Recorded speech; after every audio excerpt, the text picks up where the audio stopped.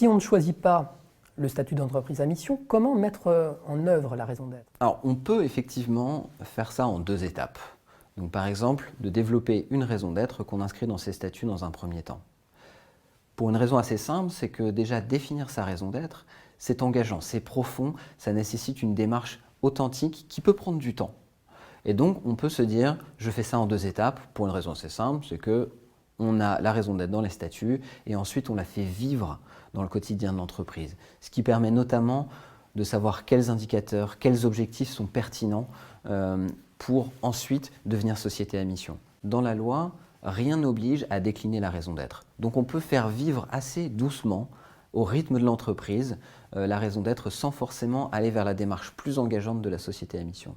Et une fois que l'entreprise est mûre, on peut se diriger vers la société à mission qui, elle, demande de mettre dans ses statuts des objectifs et demande surtout une vérification, une modification de la gouvernance, donc quelque chose qui peut être un peu plus lourd pour l'entreprise au premier abord.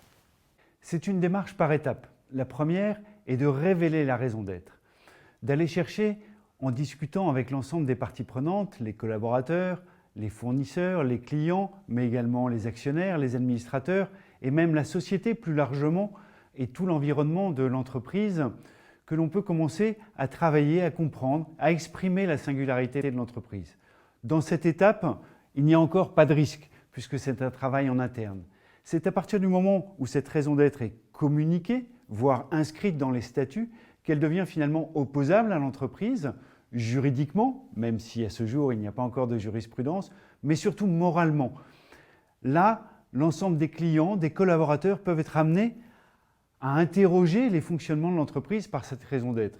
Et là, s'il y a des incohérences, cela peut être parfaitement contre-productif pour l'entreprise.